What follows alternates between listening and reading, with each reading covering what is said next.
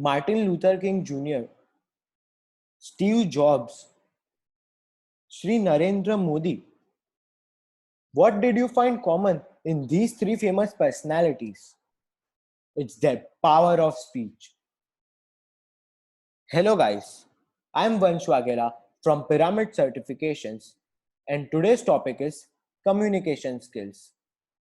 We may have more knowledge than anyone else or have some innovative idea, but what's the point in being clever if we can't show it?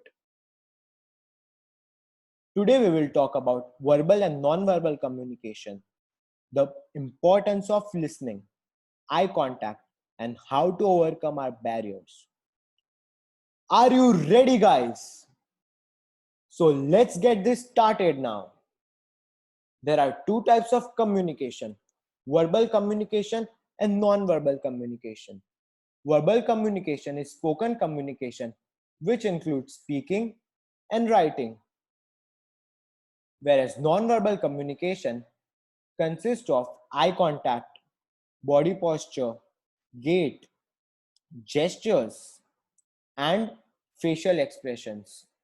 Remember that everything communicates and adds a certain value to our personality. 55% of our communication skills depend on our body language. Our voice and tone contributes 38%, and the remainder is the words we speak. Many of us think that to be a good communicator, we must be fluent in English, we should have abundant content, and should have a loud and bold voice. But that's not true. Loud voice may be impactful, but only up to a certain extent. What matters more is your voice, eye contact, and the way you speak.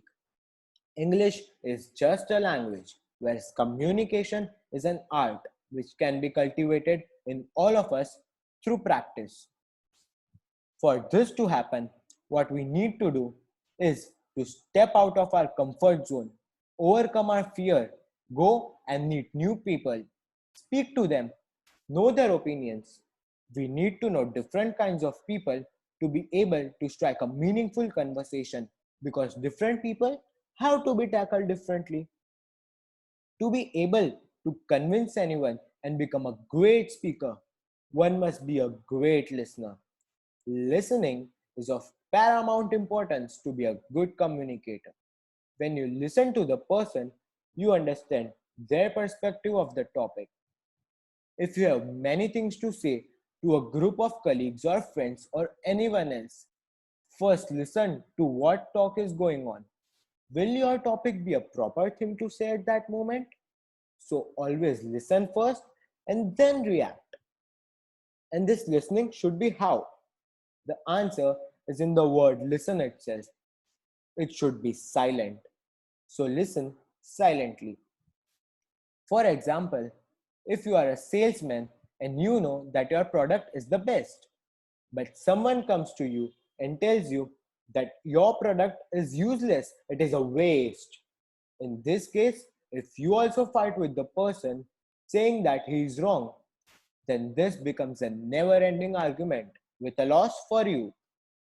Instead, if you try to listen what the other person has to say politely, make him understand what are the flaws and correct yourself if any flaws in the product, then this will be a discussion and no longer an argument.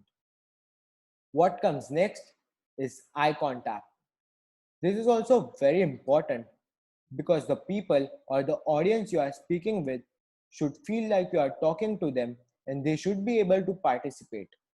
If you don't maintain an eye contact, no one will gain interest in what you speak. Your talk will become boring for them. If someone comes to speak to you, do not let the barriers like prejudication, emotional barriers, cultural or gender barriers make you ruin the conversation.